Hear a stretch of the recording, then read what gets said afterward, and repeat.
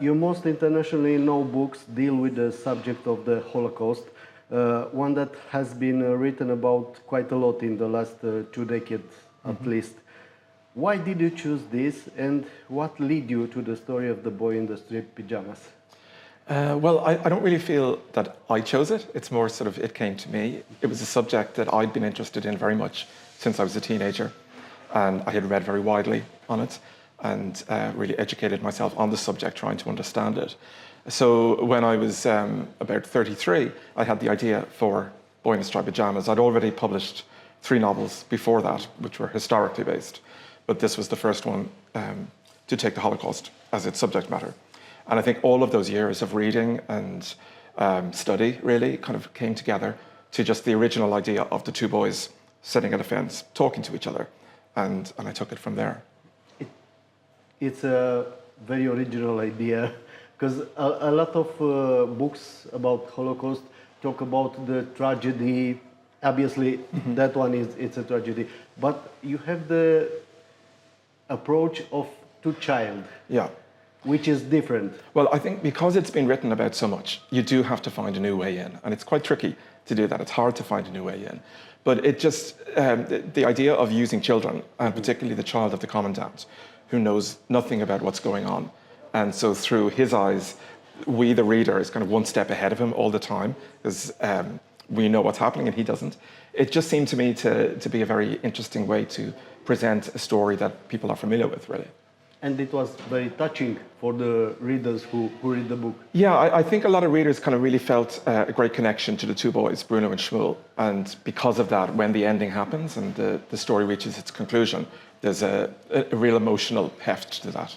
But in this book, The Boy in the Striped Pajamas, you talk about innocence and tragedy, obviously. The one that follows tells the story of Bruno's sister, and it's about guilt. Yeah. How do you deal with the guilt? And do you think that society, the whole society, should take that guilt, the atrocities of the World War II? Well, that was a novel I wanted to write for a long time. I always wanted to revisit Bruno's sister and see what her life might have become. So I approach her from old age in her 90s, looking back. And yes, she's feeling guilt, she's feeling shame at what her family did, a sense of complicity. Because she was there for it. Now, the reader is not being told to judge her for that. It's not, she was just a 12-year-old child. But what they do judge her on is the fact that after the war, she didn't give information to the liberators, which would have been useful to, or helpful to survivors of the camps and to the families of the victims. So that's something that she has to feel ashamed of. But I think in general, there is a sense of shame, I think, in Europe for what happened during those years. But, you know, thankfully the Allies won and Nazism was defeated. I was saying that much has been written about the Holocaust. And we are in the era of at least 2 major wars. One in the Ukraine and around Israel. Do you think the same will be written about them? And could you see yourself writing about the war in Ukraine, for example? I think it will be written about. I think, unfortunately, you know, war has been with us since the dawn of time, and it's actually quite fertile territory for a novelist because you see so much of human nature in there, from bravery, grief, loss, everything. So it's always like books, movies will always be made about wars. I couldn't see myself writing about the Ukraine conflict or the Israel-Palestine conflict at the moment. It's not really my area of expertise. However, if I got a good idea, then I wouldn't never say no, but it's not top of my list. But who knows? Who knows, exactly. Because I mentioned the war in Ukraine.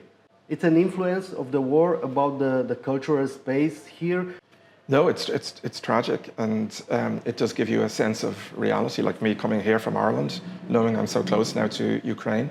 And as you say, you know, we have the luxury of being a literary festival, and they're fighting for their lives and losing their loved ones on a daily basis. And we can only hope it comes to an end soon. Mm-hmm. Yeah, I'm sure it will. I'm sure it will influence the cultural space, you know, certainly for all those artists, writers, filmmakers, poets, songwriters in Ukraine who, you know, want to have their voices expressed. Mm-hmm.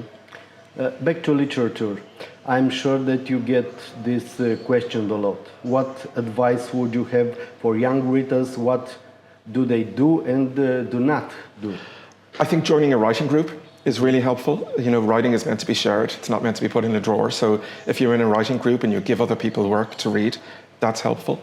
They need to read all the time. You should be reading more than you're writing. And enjoy it, you know, like, and be disciplined about it. I was saying at the event last night that if you wait for inspiration to strike, it never will. That, you know, you have to be focused and disciplined. Sit down and just start writing. You are also a reader. Yes. You read a lot. What role have books played in your life, and how should we readers relate to the books in general? They've played a central role in my life. I grew up at a time when we didn't really have, you know, laptops, Wi-Fi, social media, anything like that. So books, I grew up as a child reading books all the time. And I guess I was quite a shy child and quite introverted. So the library was a place that I felt very much at home. And that led me to becoming a writer. They were always, the two things were always connected to me, reading and writing. So it's, without books, I don't know what kind of life I might have had. So do I. Good. Yeah, the books are essential, Yeah. I think, for the one who read. Absolutely, and actually, and it's encouraging to, like last night at the event, there were so many young people, so many kids, so many books to sign, and you know, children do want good books to read. Absolutely. My last question is obviously a naive one, but even so, I will risk asking you. Do you think that literature can change the world? Can books change the world? Yeah, I think they can influence the world, certainly. I mean, there's enough books in literary history that have done that, you know, from 1984 to, you know, if I could say so myself, even Striped Pajamas, you know, is a book that got a whole generation reading about the Holocaust. So I think they can have a very important role in the world. I think there's room for everything. There's room for escapism and fantasy and just, you know, light reads as well. But, you know, in literature, the best books will have an effect.